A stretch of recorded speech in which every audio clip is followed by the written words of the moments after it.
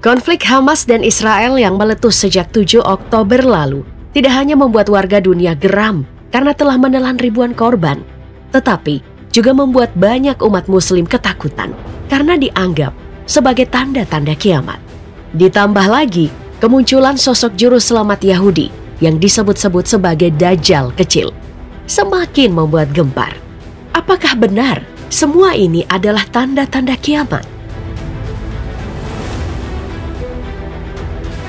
Keberadaan Dajjal sebagai tanda-tanda akhir zaman telah disebutkan dalam hadits yang disabdakan Nabi Muhammad SAW dan diriwayatkan oleh Imam Muslim.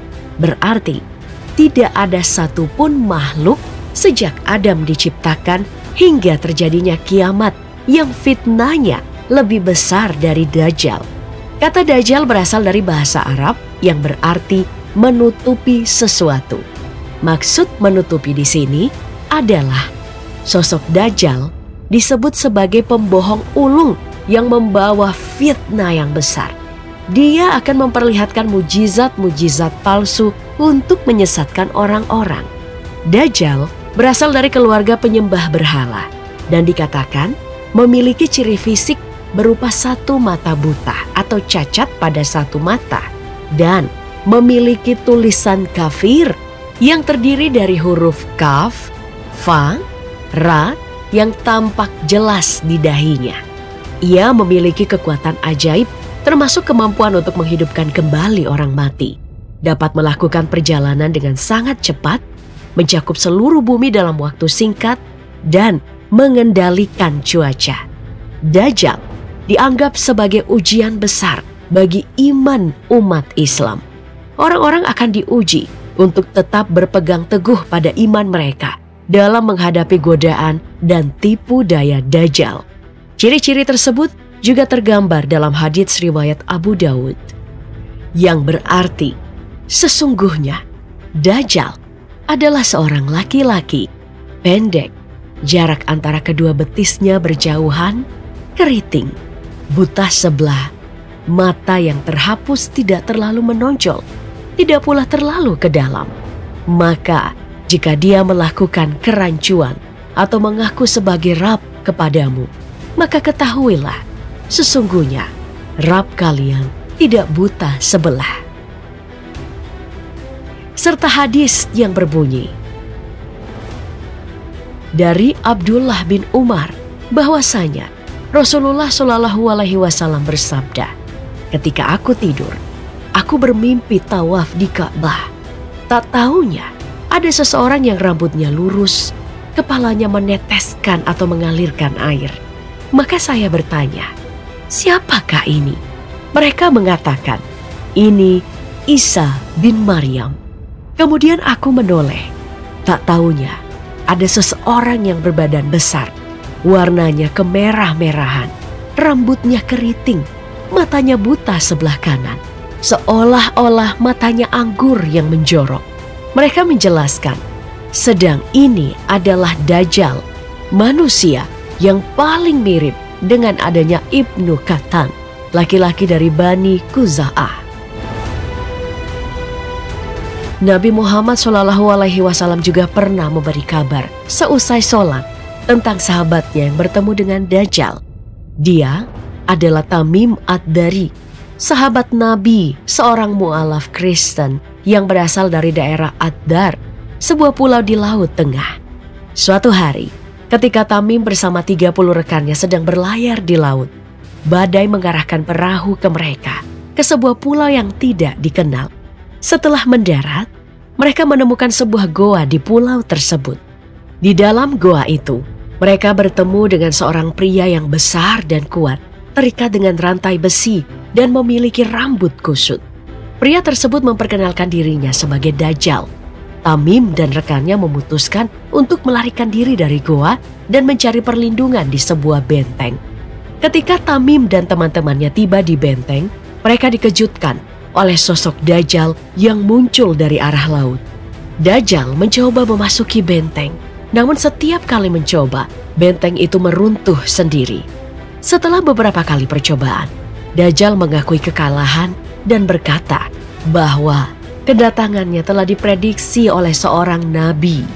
Setelah Tamim dan rekannya kembali ke Madinah dan menceritakan kejadian tersebut kepada Nabi Muhammad SAW, Nabi mengonfirmasi bahwa apa yang mereka alami adalah pertemuan dengan Dajjal yang merupakan salah satu tanda besar akhir zaman. Tak heran saat kemunculan Yanuka Ravsolmo Yehuda yang sempat viral menimbulkan kehebohan sejak tahun 2022 lalu.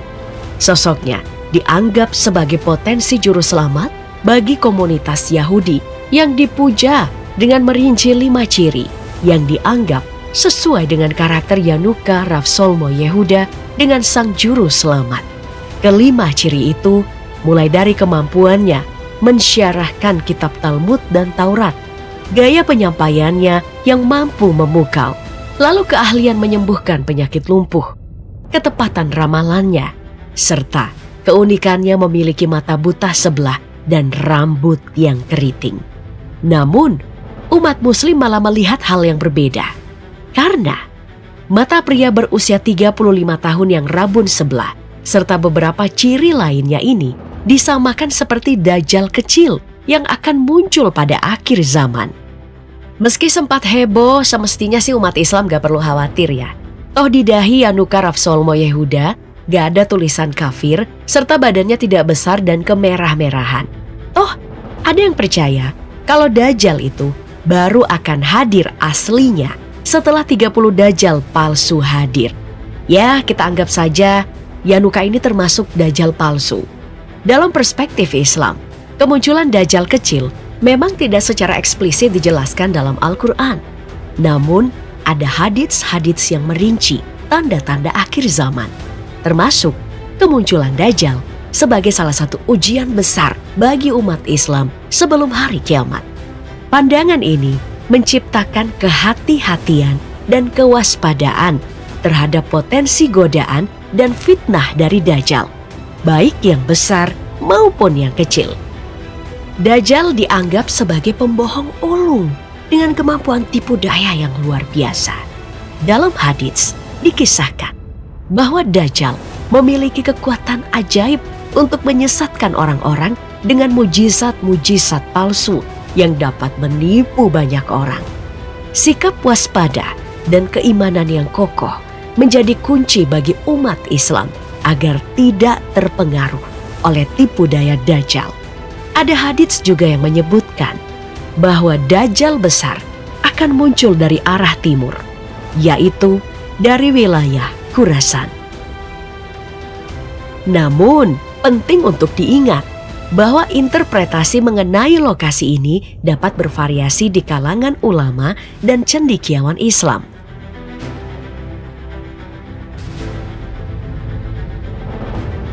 Umat Islam diajarkan untuk menjaga keimanan dan tetap waspada terhadap klaim kemunculan Dajjal. Mereka diingatkan untuk tidak mudah terpengaruh oleh klaim-klaim yang tidak memiliki dasar yang kuat dalam ajaran Islam, serta untuk memperkuat iman mereka sebagai benteng utama melawan fitnah Dajjal.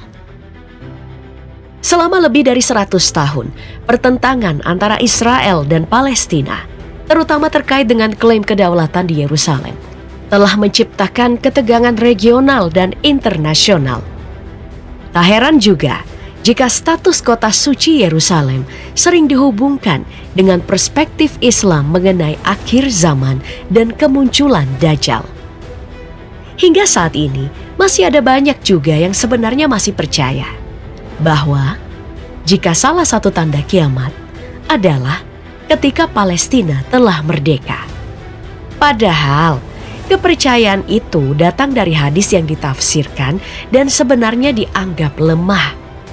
Bahwa ketika khilafah telah tiba di Baitul Maqdis atau di Yerusalem Palestina, maka saat itu akan tiba saat gempa bumi, bencana besar dan hari kiamat.